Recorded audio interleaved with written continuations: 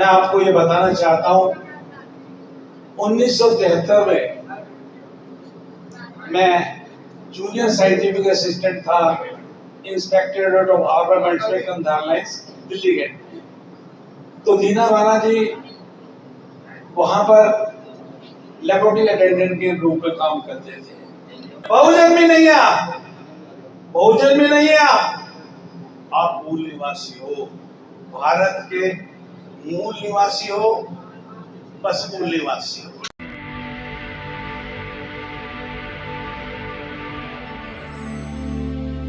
खासतौर से अभी लास्ट में संदीप भाई ने, बच्चा ही हमारा, उसने जो एक बहुत ही क्रांतिकारी बातें करी, बहुत सारी बातें जो होती है गांव में जैसे होता है वो उसने बताई है, लेकिन मैं उन सारी बातों को न जानते हुए मैं कुछ ऐसी बातें जो है आपके सामने शेयर करने जा रहा हूं। तो साथियों, मैं आपको ये बताना चाहता हूं 1973 में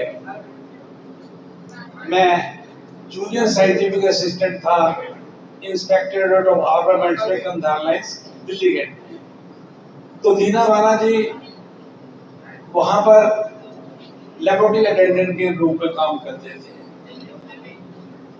तो बड़े जेंटल आदमी थे, कभी हमने सोचा भी नहीं था कि ये कोई क्रांतिकारी होंगे या कुछ होंगे या इतने महान होंगे, हमने कभी सोचा नहीं। जैसे साथी काम करते हैं कुलीग्स, हम काम करते थे। उसके बाद वो पुणे चले गए और मैं और जगह पे चला गया अपने। तो साथियों एक दिन क्या हुआ, ये मैं 73 की बात कर रहा हूँ। एक दिन जब मैं यहाँ 98 के अंदर डिप्टी कमिश्नर था सिविल लाइन का, एक पर्ची आती है मेरे पास, मैं दीना राणा आपके साथ काम कर चुका हूं और मैं आपसे मिलना चाहता हूं। अब मैंने जब पर्ची देखी तो मैंने जमीन कहा भी एक उनको भेज आए, उनको पुराने साथी के नाते, यानी कि मुझे कुछ नहीं पता था उनके बारे में, दीना राणा के बारे में कुछ भी नहीं जानता था कि वे पुराने साथी, इन्होंने काम किया है। तो चलो बैठ की इज्जत दी, मान सम्मान दिए, चाय वाय, कोई खास बात नहीं हुई ऐसी। कह लगे साहब मैं आपसे मिलना चाहता था, बड़ा उत्सुक था और आज मेरी मुलाकात थी, मेरा मन बड़ा खुश हुआ, फिर मैं आपसे मिलूंगा। ऐसे आ जाना तो आप करें। एक इन्होंने प्रोग्राम था, क्या नाम, ये पश्चिमा में गड़बड़ होने पामिन निशान ने प्रोग्राम किया था, उन्होंने मुझे निमंत्रण दिया, मैं वहां चला गया और प्रोग्राम लगा मैं। अब मैं जो बातें बताने जा रहा हूं, भाई वो फोटो दिखाइए रखिए बिना तो। एक दिन जब मैं डिप्टी कमिश्नर लेबर था, मेरे दफ्तर में आए, उन्होंने कहा जी मैं आपके साथ एक फोटो खिंचवाना चाहता हूं। मैंने कहा यार क्यों नहीं, मैंने क्यों नहीं, ये मेरे डिप्टी कमिश्नर लेबर का सिविल लाइन में जो दफ्तर कश्मीर गेट में वो था। अब फोटो भी खिंच गई और फोटो खींचने के बाद जब हमारी मुलाकात हुई तो उन्होंने बहुत कुछ डिस्क्लोज किया, वो मैं आपको बताने जा रहा हूँ। ये फोटो जो है माननीय तीर्थनाथ जी ने क्या क्या खिंचवाई थी वजह से आपके लिए साफ की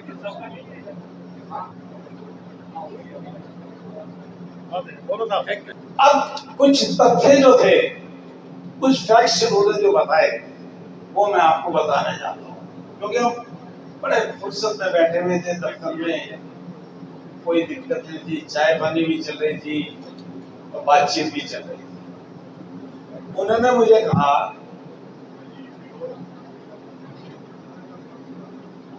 कि जब साहब मैं पूना में था, ये उनके वर्ड्स बता रहा हूँ, किताबों में नहीं मिलेंगे लिखे हुए, या मिल भी जाए तो कह नहीं सकता, लेकिन जो उन्होंने कहा वो बता रहा हूँ। कहने जब मैं पूना में था तो वहां हमारे जूनियर साइंटिफिक असिस्टेंट थे काशीराम जी, मान्यवर काशीराम जी थे, जैसे मैं था ना यहाँ ऐसे। और काशीराम जी से मेरी मुलाकात हुई तो काशीराम जी जो थे, मान्यवर काशीराम जी,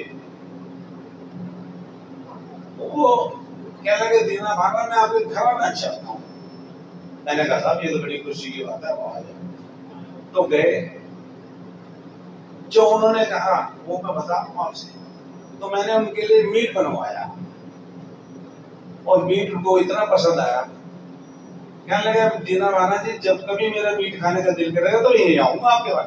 जब तक ये सब एक साथी थे ना, वो किसको क्या पता कॉल कितना बड़ा बन जाएगा। तो उनकी दोस्ती हो गई।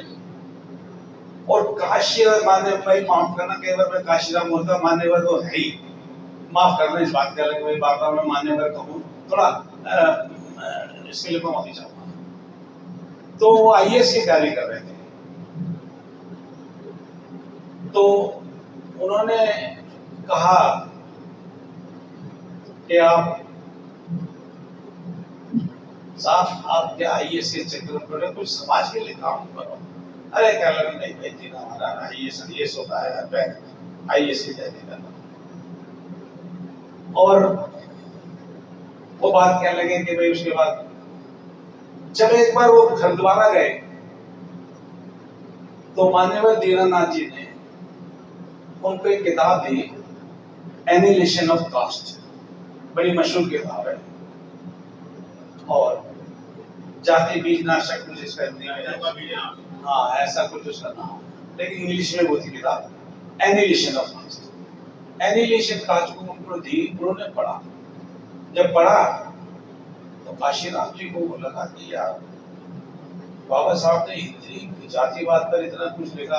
अच्छा एक बात बता दूं आपको, बाबा साहब से ज्यादा ज्ञानी कोई नहीं था। ज्ञानी किस शब्द को मैं बताना चाह रहा हूं आपको, मैं ज्ञानी ये नहीं कि पढ़े लिखे थे, उस पॉइंट से हमें क्या, वो बाबा साहब ने उस वक्त समाज को बहुत अच्छी तरह से, बहुत गहराई से समझा था। और उन्होंने इतनी किताब लिखी थी कि मेरी अपने घर की लाइब्रेरी के अंदर शायद ही ऐसी कोई किताब होगी जो बाबा साहब की लिखी हुई नहीं होगी। तो मैं तो उनके बेस पे कह रहा हूँ, उनको बहुत एक ज्ञान था। बेशक वो डॉक्टरेट थे, सब कुछ था, वो अलग बात है, लेकिन कई बार डॉक्टर बनने की जरूरत थोड़ी है, ज्ञान सामाजिक होगा, वो तो डिग्री हो गई। लेकिन वो बहुत ज्ञान, बहुत ही ज्ञान था उनको, बाबा साहब का कोई मुकाबला नहीं। तो उनकी किताबें पढ़ने के बाद जो है ना, हमने कहा भाई ये तो वाकई में उन्होंने सारी बातें लिखी। खैर मैं ओरिजिनल बात बनाता हूँ। वहां पर किताब जब दी गई, उन्होंने पढ़ा, तो उन्होंने कहा दीनानाथ आप क्या तो ठीक है यार, आइए इसमें क्या, लेकिन चलो। उन्हीं दोनों की बात है कि 14 अपने बाबा साहब के जन्मदिन पर 14 छुट्टी की बात थी, तो उन्होंने वो छुट्टी की डिमांड रखी थी। यूनियन के वो कुछ बन गए थे नेता, वो यूनियन बनी हुई वहां पे पुणे के अंदर, उसके वो नेता थे, लीडर, तो उन्होंने वो डिमांड करी छुट्टी की। तो छुट्टी नहीं दी गई, बल्कि उनको सस्पेंड कर दिया गया। दीना भाना को मैं कह रहा हूं, उनको सस्पेंड कर दिया। जब सस्पेंड कर दिया तो काशीराम जी को बहुत बुरा लगा। उन्होंने कहा कि मैं तुम्हारा केस लड़ूंगा, और उन्होंने लड़ा, उनको भी सस्पेंड कर दिया, काशीराम जी को भी सस्पेंड कर दिया गया। तो ये दीना भाना जी के वर्ड थे। उनके ही दफ्तर में एक सीनियर साइंटिफिक असिस्टेंट थे, मिस्टर जोशी नाम बताया था, पूरा नाम तो मुझे नहीं पता, जोशी जोशी भी होते थे, ब्राह्मण थे। उन्होंने वो केस लड़ा और वो उनको बहाल हो गए। तो इस प्रकार की बातें उन्होंने, छोटी छोटी बातें मुझे बताई। और आज उस महान पुरुष की पुण्यतिथि, महानिर्वाण जो भी आप कहते हैं जी, तो मुझे बहुत खुशी होती है उनको श्रद्धांजलि दी। जब मैंने अभी फूल चढ़ाया, मैंने कहा यार ये शख्स कितना महान था, ये चलते चलते उन्होंने मेरे साथ फोटो भी खिंचवाई, एक अपने को फक्र। ये फोटो मैंने संभाल के रखी थी, आपके लिए तो मैं बड़ी करके लाया हूँ यहाँ लगाने के लिए। आज रात को बनवाई मैंने, तो बड़ी खुशी होती है। अब दोस्तों ये तो हो गई बातें बाबा साहब के बारे में, मान्यवर काशीराम के बारे में, मान्य दीनानाथ जी के बारे में। अब कुछ क्वेश्चन, कुछ बातें, कुछ फैक्ट्स आपके सामने रखना चाहता हूँ। आप में से बहुत सारे बुद्धिजीवी है ही, मैंने भी सुना, नियाज सिंह ने भी बहुत कुछ बोला, आपने प्रदीप का नाम है आपका, प्रमोद जी ने बोला। एक बहुत ही एक ऐसा मौका लग रहा है कि जब मैं आपसे बात करूं, हिंदू शब्द आप में से कौन जान सकता है, वो खड़ा होकर मुझे बताए हिंदू कौन था। जो आप नफरत करते हो, नफरत करते हो ना हिंदुओं से, कोई बता सकता आप में से कोई हिंदू का? नहीं बता सकता। चलो कोई बता देगा बाद में, बता दो आप, हिंदू कोई दिक्कत नहीं है। नफरत कौन करता है? नहीं करते। हिंदू से नफरत कौन करता है ये बताइए। नहीं नहीं बताऊंगा, वो भी बताऊं। ये बताइए, हिंदू से हम तो नफरत नहीं करते। नहीं करते, कोई बात नहीं, आप नहीं करते, लेकिन नहीं सुनो, आप नहीं कर रहे मान लीजिए, लेकिन जनरली तो करते ही है। हिंदू नहीं करते। अच्छा चलो चलो, नहीं है कोई बात, चलो कोई बात। अभी बताएंगे, आपके सवाल का जवाब दूंगा मैं, आपके सवाल का जवाब, पहले आपके सवाल का जवाब ही दे देता हूँ। हिंदू जो शब्द है कहां से आया, कैसे आया, वो तो मैं बाद में बताऊंगा, क्योंकि आपने क्वेश्चन बीच में करा, उसका जवाब दे रहा हूँ। 4 वर्ण व्यवस्था किसने बनाई? 4 वर्ण व्यवस्था किसने बनाई? ब्राह्मण, क्षत्रिय, शूद्र और वैश्य। किसने बनाया? मनु ने बनाया। मनु कौन था? एक मिनट नहीं सुनो, वैदिक था ना, कोई बात नहीं, लेकिन वैदिक धर्म जो है, वहाँ जो वैदिक धर्म था वही बात के अंदर, उसी को आज हिंदू अपनाते हैं, उसी धर्म को बनाते हैं, उसी वजह से ही आप शूद्र हैं, उसी वजह से आपको दलित कहा जाता है, उसी वजह से आपको शेड्यूल कास्ट कहा जाता है। पहले बात को ये समझ लीजिए, उसी धर्म ने ये करा है, हिंदू धर्म की वर्ण व्यवस्था में हमें शूद्र बनाया।